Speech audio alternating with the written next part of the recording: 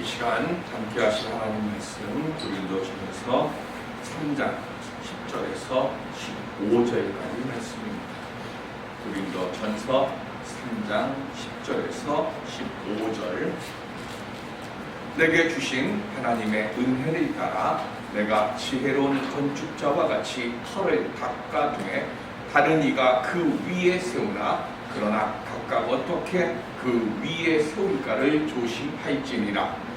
이 다른 것 외에 이 다른 터를 닦아둘 자가 없으니 이 터는 곧 예수 그리스도라.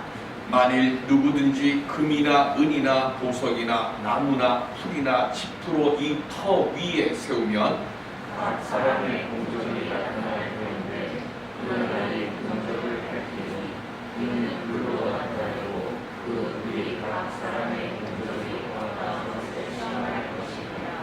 만일 누구든지 그 위에 세운 공적이 그대로 있으면 상을 받고 누구든지 그 공적이 불타면 해를 받으리니 그러나 자신은 구원을 받되 불 가운데서 받은 것 같으리라. 아멘.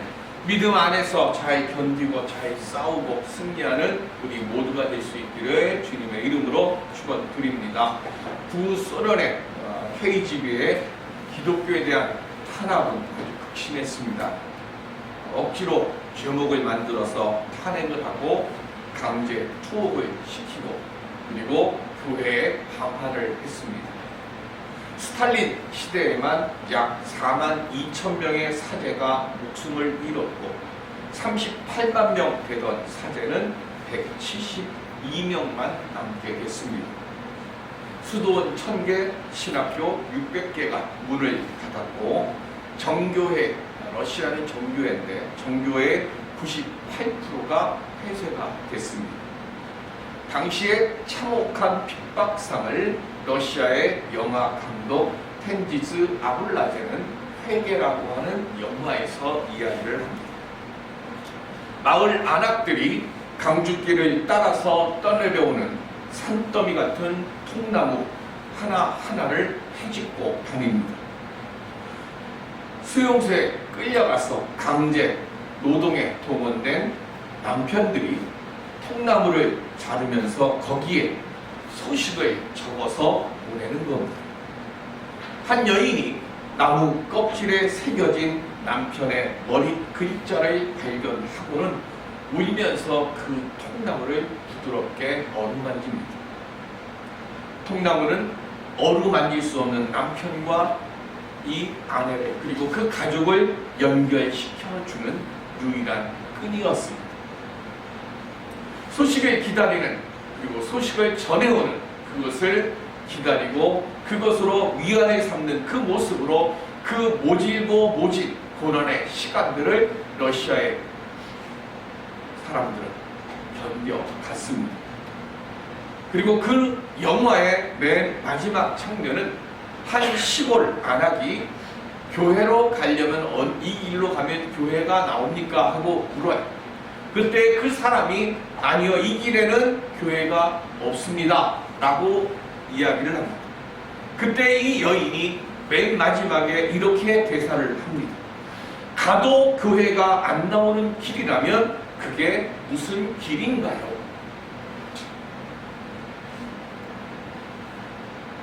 교회가 없는 길이라고 하면 우리 삶에 희망이, 소망이 없는 것 아닙니다. 어느 길로 가도 그 길 끝에는 교회가 있어야죠. 그게 영화 감독이 우리에게 주고자 하는 메시지입니다. 다른 말로 이야기를 하면 살아도 하나님을 만나지 못한 인생이라면 그게 무슨 인생입니까? 절망 속에 살아있는 사람이 소망을 보지 못한다면 그게 무슨 인생입니까? 회개라고 하는 그 영화를 통해서 우리에게 던져주는 말씀이에요. 교회는 예수 그리스도의 핏값으로 세운 곳이고 하나님을 만나는 곳입니다.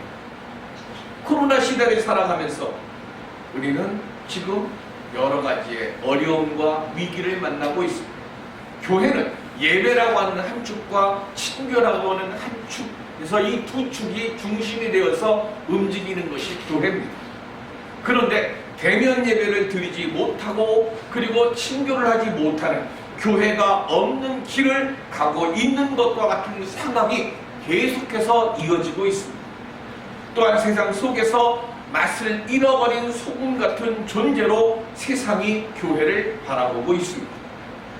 언제부터인지 교회 안에 하나님의 영광, 예수 그리스도의 은혜보다 사람의 생각과 사람의 말이 가득한 곳으로 찼다고 세상 사람들의 눈에 교회가 그렇게 비춰지고 있습니다.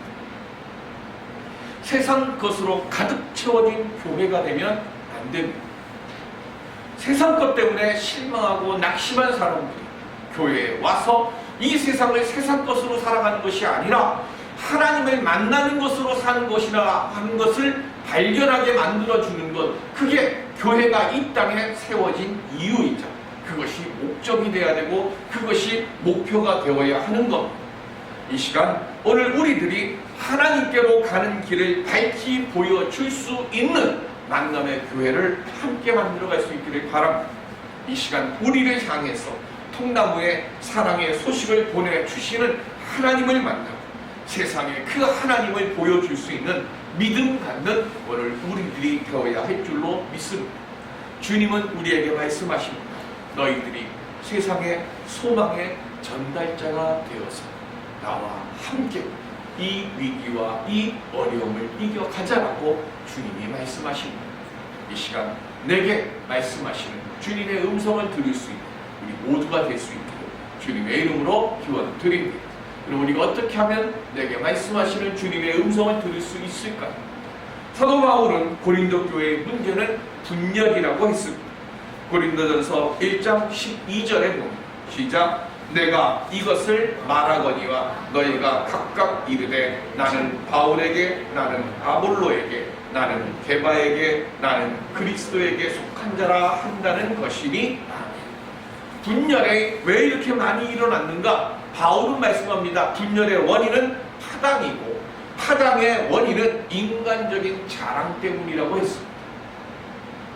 교회 안에 인간적인 자랑이 생기는 순간부터 그 교회는 교회로서의 힘을 잃어버리는 거예요. 오늘 우리가 자랑해야 될 것은 하나님, 성부, 성자, 성령 외에 우리가 교회 안에서 자랑하면 안 되는 것. 그런데 고린도 교회는 인간적인 자랑이 너무 넘쳐났어요. 그래서 바울은 자신은 오직 예수 그리스도의 십자가만을 자랑을 하고 예수 그리스도의 십자가로 하나가 되어야 한다고 고린도 교인들에게 지금 말씀하고 있습니다. 그리고 이 예수 그리스도의 십자가 터 위에 다른 어떤 것도 세우면 안 되는 거예요. 그런데 이 예수 그리스도의 십자가만을 자랑을 하고 오직 예수 그리스도의 십자가로 하나가 되어야 하는데 이 하나가 되어지는 이 모습 속에서 예수 그리스도의 십자가를 나타내는 방식이 인간적인 지혜가 되면 그것도 또 역시 파당이 나는 거예요. 그래서 바울은 다시 말합니다. 자기는 예수 그리스도의 십자가를 자랑하는데 그것이 뭐냐? 오직 성령의 나타남과 성령의 능력으로서만 나는 그거를 자랑한다라고 말씀합니다. 그리고 이 예수 그리스도의 터 위에 믿음의 집을 세워야 하고 믿음의 교회를 세워야 한다고 말합니다. 그러면서 지금 우리에게 말씀합니다. 예수 그리스도의 터 위에 그러면 어떤 재료로 믿음의 집을 건축해야 하는가 하는 거예요. 오늘 본문 12절에 보면 두 종류의 재료가 나옵니다. 첫 번째 종류는 금이나 은이나 보석입니다. 좀처럼 무너지지 않고 불에 타지 않는 재료를 말합니다. 금은 믿음을 말하는 것이고 은은 연단을 뜻하고 그리고 보석은 지혜를 뜻합니다. 그래서 믿음으로 집을 세워야 하는데 그냥 믿음으로 세워지는 것이 아니라 그 믿음으로 집을 세우기에 있어서 반드시 거쳐야 되는 것이 있어요. 그게 뭐예요? 연단이에요. 그래서 연단 가운데 정제된 온전한 신앙으로 세워야 하는 것이고 그리고 연단 가운데 정제된 우리가 시험을 당하고 시련을 당하는데 그것 시련을 이겼다 이것만으로 칭찬되는 게 아니에요. 시련을 당하고 그리고 시험을 당할 때 뭘 해야 되는가 하면 바른 말씀 안에서 말씀을 기억하고 그래서 믿음으로 집을 세워가면서 말씀의 지혜 속에서 말씀을 따르는 믿음으로 세워야 한다는 거예요. 그래서 우리에게 있어서는 하나도 빠지면 안 되는 거예요. 믿음과 연단과 지혜가 하나도 빠지면 안 돼요. 시험을 당하고 내가 말씀을 받고 똑같은 말씀을 보는데 JMS 정명석이 얘기를 하잖아요. 자기가 성경을 1000번 봤다고. 1000번을 보면 뭐합니까? 그걸 이담으로 사용을 하니까 문제가 되는 거죠. 똑같이 말씀 봅니다. 그런데 그 말씀이 바르게 해석되어야 되는 거예요. 바른 뜻으로 보아야 되고 그리고 바르게 하나님이 주시는 지혜 속에서 그것을 보아야 하는 겁니다. 두 번째는 나무나 풀이나 지프로 되는 재료입니다. 든든함이 없고 조금만이라도 시련의 불씨가 일어나게 되어지면 모두 다 타서 없어져 버릴 재료들입니다.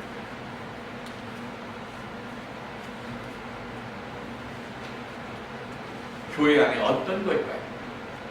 몸은 교회 안에 있는데 마음은 세상에 소망을 두고 세상 것을 얻기 위해서 믿음 생활을 하려는 세속적인 신앙으로 되어져 있는 재료들이 바로 나무나 풀이나 지피입니다.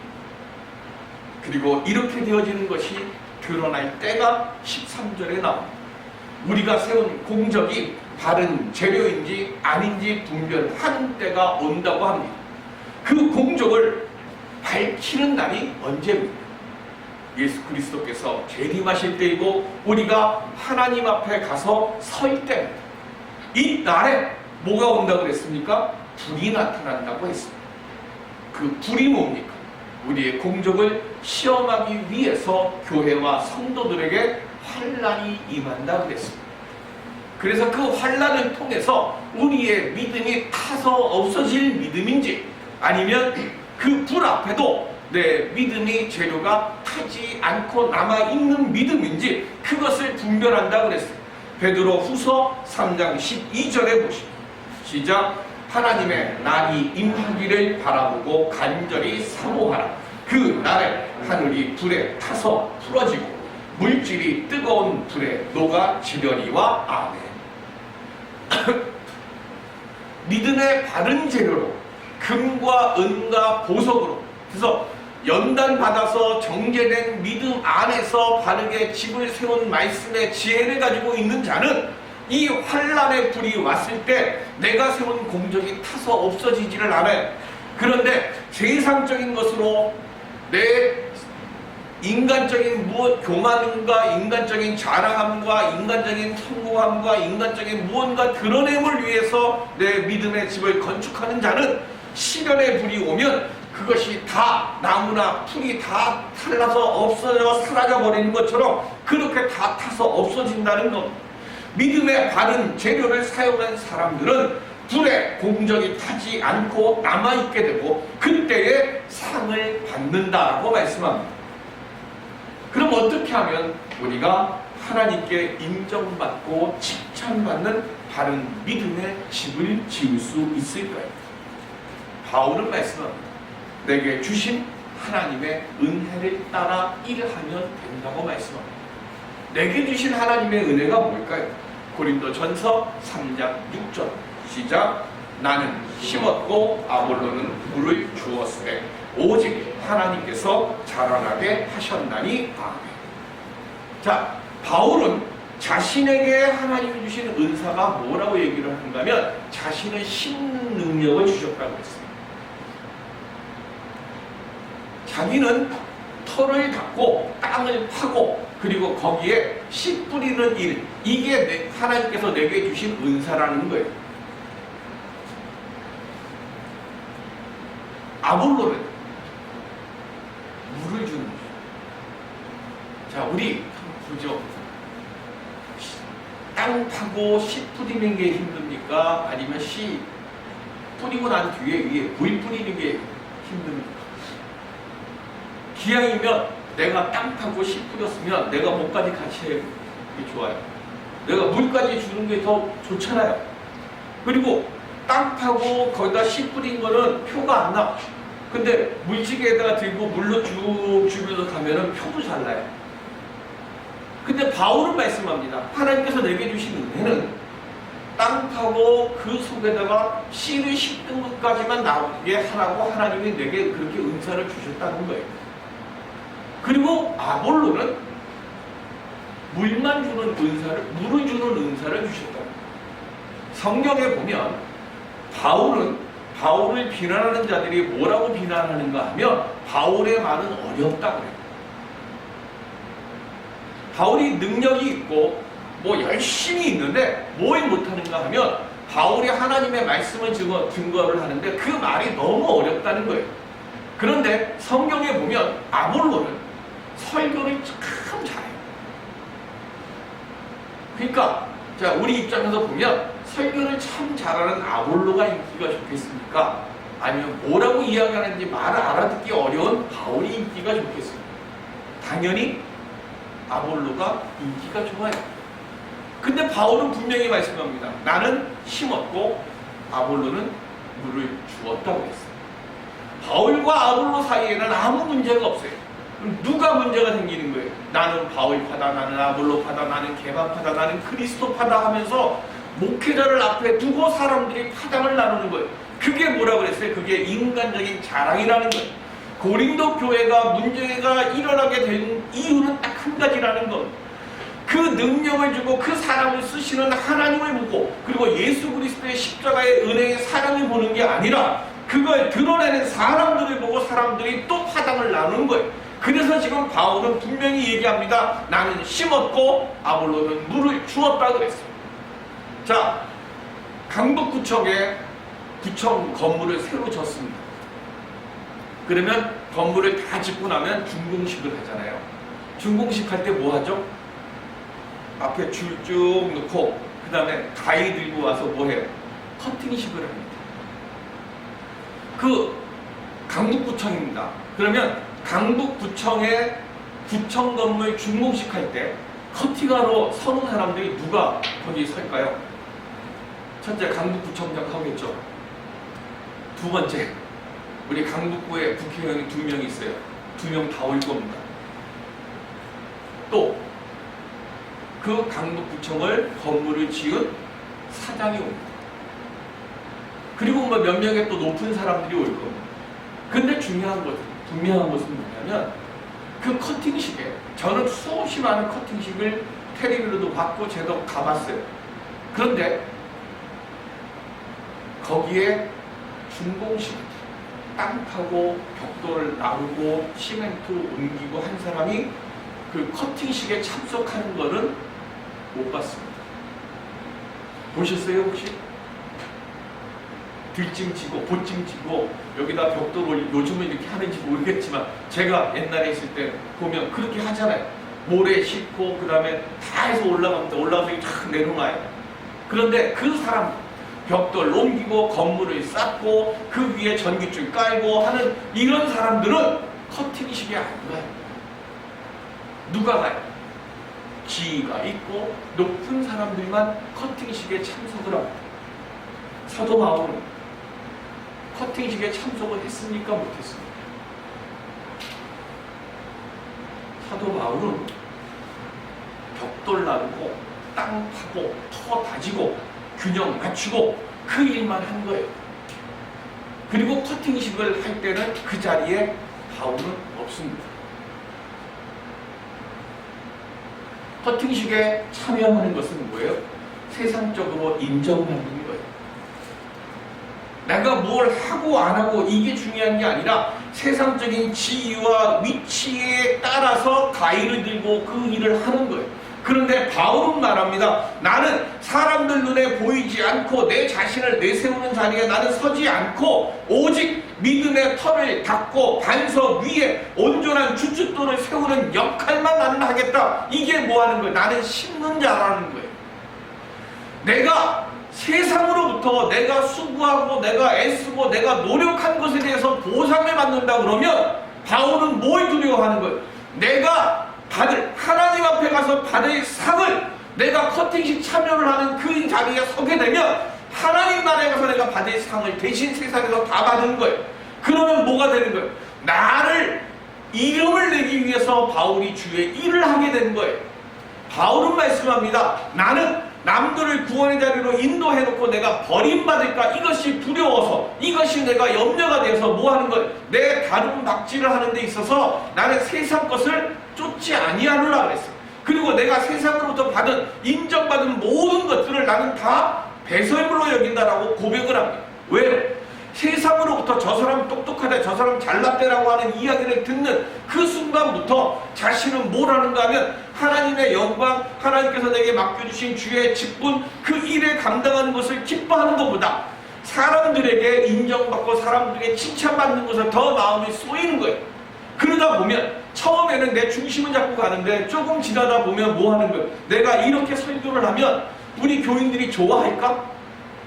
하나님의 뜻에, 그리고 하나님이 흡족해 하실까 여기에 맞추는 것이 아니라 사람의 귀에, 사람의 마음에, 사람의 눈에, 사람의 생각에 듣기 좋게 하는 그것을 내가 하게 될까? 그걸 지금 바울은 두려워하는 거예요.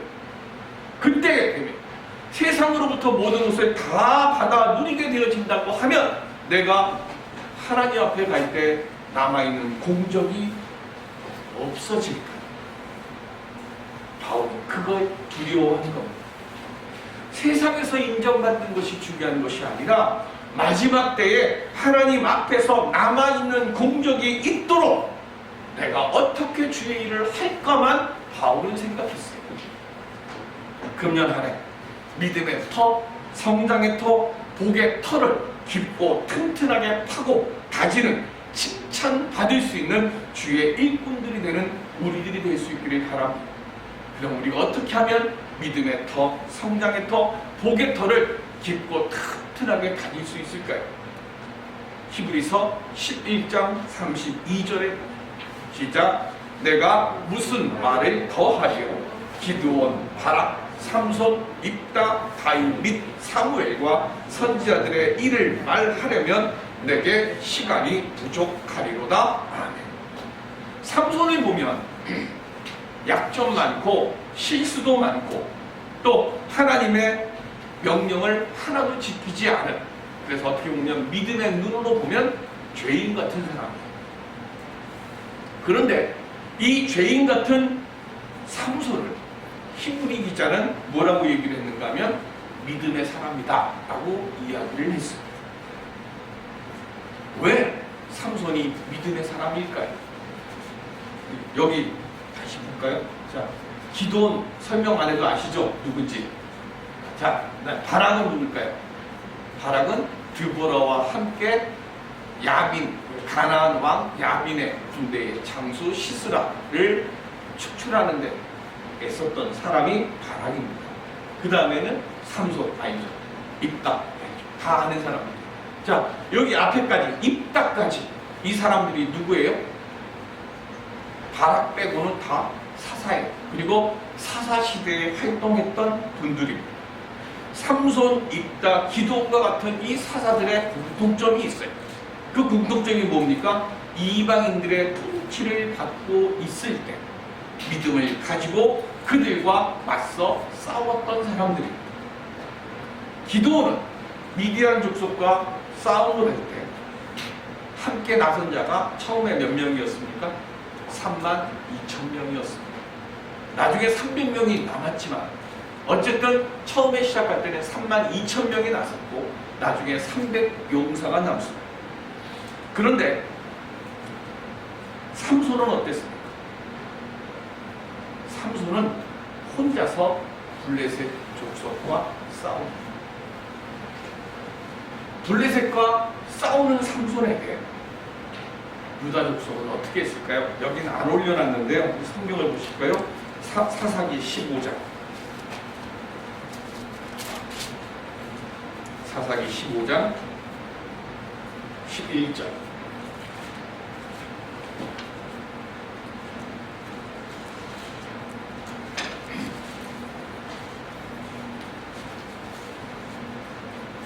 사사기 15장 11절 구역성경 387조.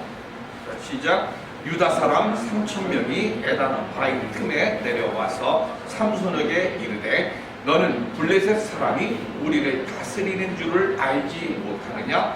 내가 어찌하여 우리에게 이같이 행하였느냐 하니 삼손이 그들에게 이르되 그들이 내게 행한 대로 나도 그들에게 행하였노라 하니라. 12절 그들이 삼손에게 이르되 우리가 너를 결박하여 블레셋 사람의 손에 넘겨주려고 내려왔노라 하니 삼손이 그들에게 이르되 너희가 나를 치지 아니하겠다고 내게 맹세하라 하매.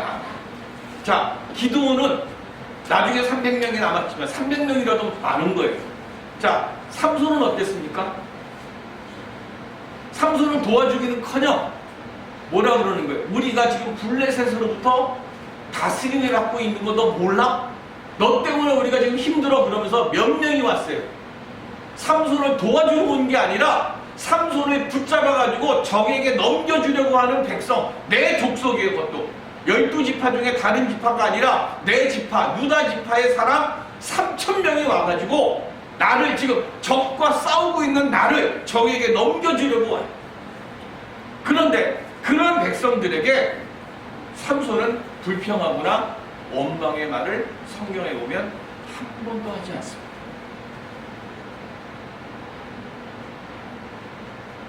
그리고 불신의 시대, 폐역의 시대에서 하나님을 찾으면 상 주시는 분이심을 믿는 믿음의 사람으로 삼손이 살아요. 자기 종족 3,000명이 와서 블레셋 사람들에게 넘겨줬을 때 그때 결박했던 그 포승줄을 삼손이 자기 힘으로 끊고 손에 뭘 들었어요? 당나귀의 뼈를 들고 턱뼈를 들고 1,000명을 때려서 죽입니다.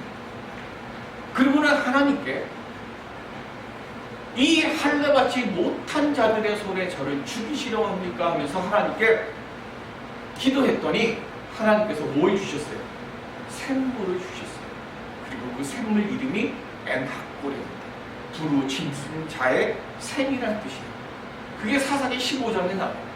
삼손은 불신의 세대, 폐역의 시대, 그리고 세상 사람들에게 눌려서 숨도 못 쉬는 걸 당연하게 생각하고 있는 그 세상 속에서 그래도 믿음을 가지고 하나님께 나아가는 사람은 하나님이 반드시 상 주시는 분이십니다라고 하는 사실을 그는 믿지 않는 그들에게, 그 백성들에게, 자기 동족에게 하나님의 살아계심을 보여준 사람이에요. 그래서 히브리 기자는 삼손을 믿음의 사람이라고 기록하고 있습니다. 사사기 16장 28절에 시작. 삼손이 여호와께 부르짖어 이르되 주 여호와여 구하옵나니 나를 생각하옵소서. 하나님이여 구하옵나니 이 번만 나를 강하게 하사 나의 두 눈을 뺀 블레셋 사람에게 원수를 단번에 갚게 하옵소서 하고 아멘. 삼손이 왜 두 눈이 뽑혔습니까? 데릴라에게 자기의 힘의 근원을 이야기했습니다. 그런데 성경 어디에도 삼손은 자기를 블레셋 사람에게 넘겨준 데릴라를 원망하거나 욕하거나 저주한 얘기가 성경에 없습니다. 성경에는 삼손이 하나님께 구하는 것 딱 두 가지가 나왔어요. 아까 엔하골의 두 번째 마지막 뭐 하는 겁니까? 두 눈 뽑히고 앞도 보이지 못하고 맷돌을 소 대신에 갈고 있는 그 삼손이 하나님께 마지막으로 간구하는 거예요. 왜 삼손이 믿음의 사람입니까? 그가 하나님 앞에 하나님의 계명을 어겨서 죄인과 같은 그 모습으로 있는 그 순간에도 하나님을 믿고 하나님께 나아가는 자는 하나님이 그를 결코 버려두시지 아니하신다라고 하는 그 사실을 불신의 시대에 살고 있는 그 유대 족속들에게 보여주었기 때문에 불신의 시대를 우리도 살고 있습니다. 삼손을 잡아 넘기고 삼손 혼자 블레셋과 싸우도록 하면서 하나님을 믿지 못한 유다 백성과 같은 시대를 오늘 우리는 살고 있습니다. 흠 많고 그러나 연약한 우리들입니다. 바울처럼 이 시간 벽돌 한 장 옮기는 터를 닦는 믿음으로 그런 한 해를 살아갈 수 있는 우리들이 될 수 있기를 바랍니다. 남들이 왜 그거 중요한 게 아니에요. 하나님은 삼손만 보셨어요. 삼손은 하나님만 봤어요. 하나님은 바울만 보셨어요. 바울은 하나님만 봤어요. 남들이 뭐 하는 거 중요한 것 아니에요. 내가 필요한 아무도 알아주지 않는 믿음의 싸움을 행했던 삼손 같은 믿음의 싸움을 하는 용기를 주여 저에게 주시옵소서. 오늘 우리가 이 한 해를 살아가면서 하나님은 그렇게 내가 믿고 구하는 그 공적을 하나님은 인정해 주시고 하나님은 그 공적을 칭찬해 주실 줄로 믿습니다. 주님, 오늘 내가 이 시간 나라와 우리 만남의 교회를 위해 싸울 벽돌이 무엇이 있습니까? 내가 행할 길만 하나님의 믿음의 그 은혜의 길 속에서 뚜벅뚜벅 걸어갈 때 그때 하나님께서 착하고 충성된 종아하고 우리를 불러주시는 그 은혜의 날에 이해 마지막 때에 반드시 우리에게 응답의 열매로 허락되어질 줄로 믿습니다. 그 은혜의 역사를 만들어가는 우리 모두가 될 수 있기를 주님의 이름으로 축원드립니다. 기도하겠습니다.